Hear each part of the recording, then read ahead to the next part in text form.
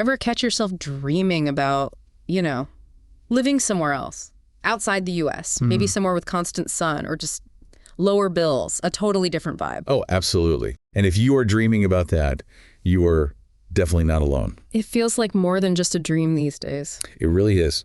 It's a significant trend. The U.S. Department of State actually says over 9 million U.S. citizens are already living abroad. 9 million? Wow. Yeah. It suggests people are really rethinking, what home and stability actually mean to them now. So it's not just a fantasy, it's a real shift. What do you think is really pushing people? What are the big drivers? Well, the cost of living is almost always a huge factor, a prime motivator. Right. Think about average U.S. monthly costs. Could be anywhere from, $2,000 to $5,000. Easily, yeah. Compare that to places like, say, Greece or Mexico or Spain, Portugal. You can find smaller cities starting around maybe $700 a month. Even capitals might be like $1,800. That's a massive difference. You could potentially reach financial independence years earlier. Exactly. It changes the whole equation. Okay, so money's a big part. What about the less tangible stuff, like feeling safe? Or the general, climate? That's definitely part of the conversation, too. Concerns about the political situation, personal safety, they come up a lot.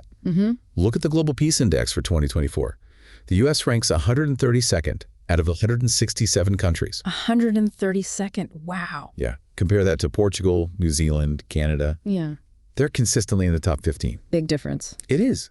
And it's not just a number, right? It reflects a sort of societal unease for some people. Makes them think about where they can really find, peace of mind. It really does make you think. And then there are the practical financial things again, like taxes, healthcare costs. Oh, absolutely. Taxes. Yeah. U.S. personal income tax goes up to 37%. And you look at places like Costa Rica or Panama, they cap around 25%.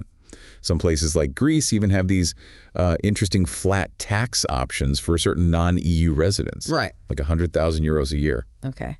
And healthcare. We hear so much about costs in the U.S. Yeah. U.S. private insurance. Yeah. You might be paying $400 to $1,200 a month per person. Yeah. In Europe, you could be looking at premiums like $50 to $150 a month. And expats often rave about the quality in places like Spain. It's often framed as a total lifestyle upgrade, not just one single thing. We're looking at an article from Immigrant Invest. It's called Easiest Countries for Americans to Move to. And our mission here is basically to unpack that word easy. What does easy actually involve when you're talking about such a massive life change? Exactly. Easy isn't just, can I get a visa? Yeah. It's much more. So what are we looking at? We're looking at things like, are the residency options accessible? Are the legal paths clear, straightforward? How close is it to the U.S.? Shorter flights, direct flights. Practical stuff. Yeah. Is English widely spoken or even an official language? How welcoming is the culture? Things like the Expat Insider Survey measure that ease of settling in. Okay. And even really practical things like, can you easily swap your U.S. driver's license? Is there already a community of American expats there? That helps a lot. That makes sense. It's a whole package deal. So using those criteria, where does the article suggest Americans might find it, easier? Portugal comes up a lot. Yeah. Consistently high rankings. Why is that? It offers several ways in. There's the D7 visa. That's for people with passive income, like pensions or rentals. Or the Golden visa, which is residency through investment. Okay. Citizenship is possible after 5 years, which is pretty standard for the EU. Yeah. And it just has this reputation for being very welcoming, very safe. How easy is it to actually fit in there? Seems pretty easy. About 22% of the foreign population in Portugal are actually U.S. expats. Wow, that's a lot. Yeah. And the Expat Insider Survey folks praise how easy it is to settle there. For the D7, you need roughly 870 euros a month income. The Golden visa starts around 250,000 euros if you invest in cultural projects. Okay, Portugal sounds great. Let's jump much closer to home. Mexico. Proximity has got to be a massive plus there. Huge draw. Flights can be just a few hours. And Mexico is a major hub for Americans. Something like 45% of its foreign population is from the U.S. 45%? Yeah, it's massive. It consistently ranks #1 in that Expat Insider Survey for ease of settling and local friendliness. And affordability. Oh, yeah. Super affordable. Maybe $600 a month before rent, depending on where you are. The temporary resident visa requires about $2,000 a month income. That huge expat community must provide a lot of built-in support, too. Definitely helps with the transition. What about Spain? I hear a lot about digital nomads heading there. Yes, Spain's digital nomad visa is a really big deal right now for remote workers. How does that work? It allows you to live and work there and often bring family. Plus, it comes with a flat income tax rate of 24%, up to 600,000 euros. That's appealing. Very. And Spain generally scores really well on living conditions, culture, healthcare. It's a great quality of life. Any downsides? Well, one key thing to know, Spain generally doesn't allow dual citizenship with the U.S. Oh, okay.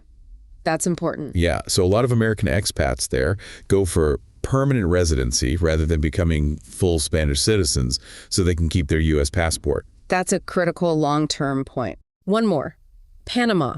Often hear it called a paradise for retirees.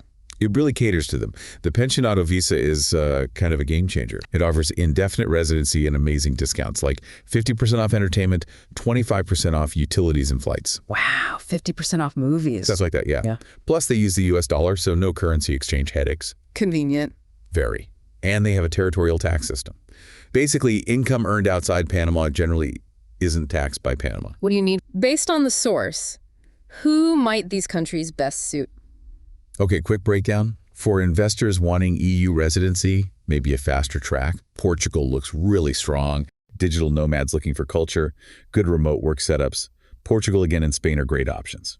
If affordability and just a really welcoming culture are top of your list, Mexico's probably hard to beat. Okay. And for retirees, looking for those solid benefits using the U.S. dollar, Panama is a prime candidate. That really shows how personal this full decision is, doesn't it? It totally depends on what you're looking for. Absolutely. So, wrapping this up, what does this all mean for you, the listener? Maybe the question isn't just where could you go, but more like, what kind of life are you actually trying to build? That's the deeper question, isn't it? Is it really about the money, the financial freedom? Or is it finding a different rhythm, a stronger community feel, maybe just more peace? Thinking about why you want to move is just as important as where. Good point. And look, if you're feeling like this is something you want to seriously explore, we'll put links in the description to Immigrant Invest, their licensed agents, 15 years of experience. They can really help navigate all these details. Definitely worth checking out if you're considering the leap.